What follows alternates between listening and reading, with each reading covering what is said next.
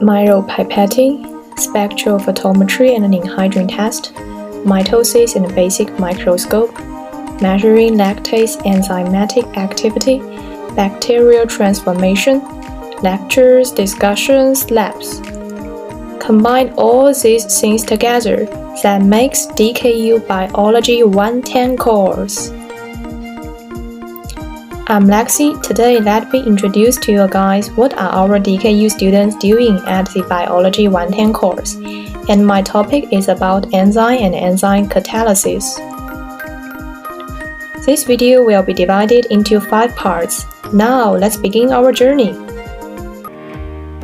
An enzyme is proteins that catalyze the chemical reaction. It initiates the reaction, speeds up the reaction progress, and will not be consumed by the reaction.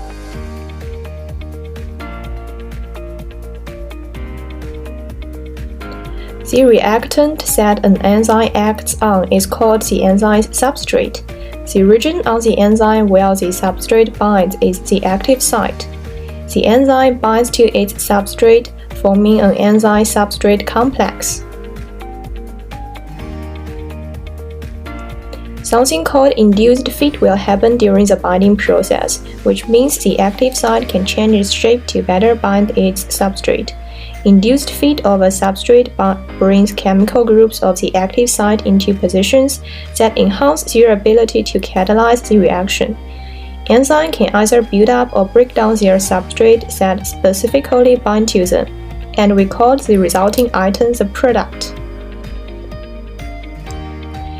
Enzymes are extremely fast-acting and emerge from reactions in their original form. Very small amounts of enzyme can have huge metabolic effects because they are used rapidly in catalytic circles. Then, in order to figure out how enzymes speed up reactions, we should first look at the activation energy barrier. Every chemical reaction between molecules involves bond breaking and bond forming. The initial energy needed to start a chemical reaction is called activation energy. Activation energy is often supplied in the form of thermal energy that the reactant molecules absorb from their surroundings. Then you can tell from the graph that enzymes speed up specific reactions by lowering the EA barrier but do not affect the change in free energy between reactants and products. The rate of an enzyme catalyzed reaction can be sped up by increasing substrate concentration. When all enzyme molecules have their active sites engaged, the enzyme is saturated. If the enzyme is saturated, the reaction rate can only be sped up by adding more enzyme. The life-sustaining power in enzyme lies in the fact that they catalyze reactions in mild conditions of pH, temperature, and atmosphere pressure. In one of the labs of the Biology 110 course, we conducted an experiment to measure enzymatic activity. The enzyme of choice in this lab is lactase, as this represents an example of a commercially available enzyme relevant to human disease and pharmaceutical practice. And the reaction chosen in this lab is the OMPG hydrolysis. Since the reaction will produce also nitrophenol, which is yellow in color, we can use spectrophotometry to estimate the lactase activity by measurement of the accumulation of also nitrophenol over time.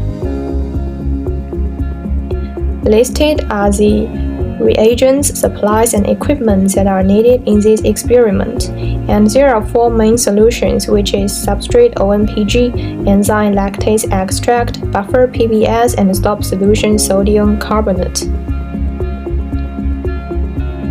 First, use commercial lactase tablets.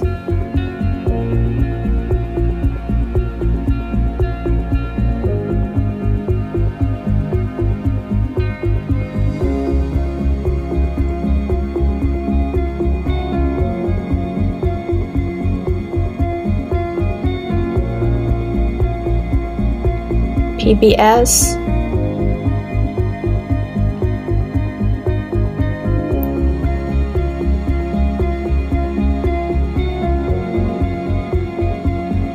and Vortex to make lactase extract. Then prepare 14 1.5 ml microtubes and add PBS buffer, OMPG and lactase extract in each tube as described in the table below.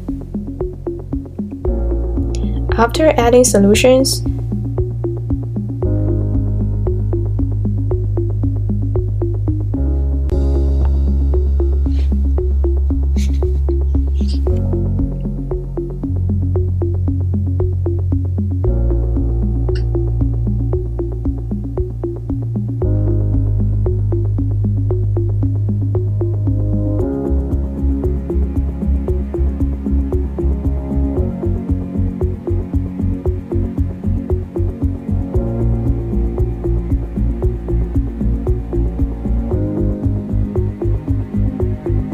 tap the tube to mix it and immediately place it in a dry bath set at 37 degrees for a desired time as shown in the table.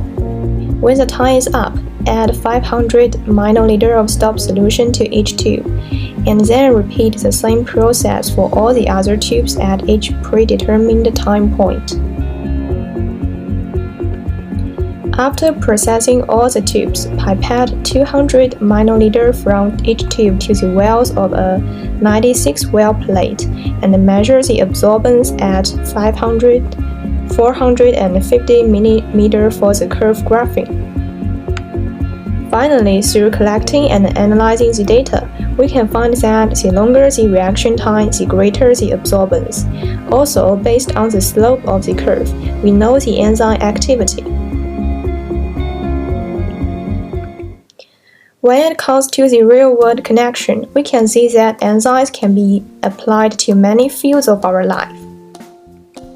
They are widely used by the food industry for processing raw materials for the production of numerous and common products, such as dairy, bakery products, meat products, food products, beer and wine. Also, for clinical applications, enzymes are the preferred markers in various disease status, such as myocardial infarction, jaundice, pancreatitis, cancer, neurodegenerative disorders, and so on.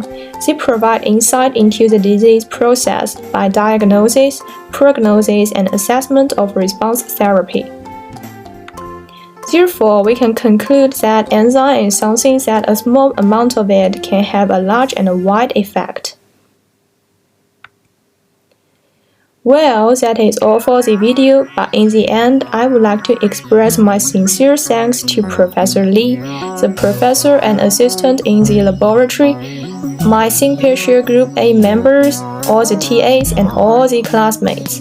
All of you together make the Biology 110 such an amazing course. I have really learned a lot from it.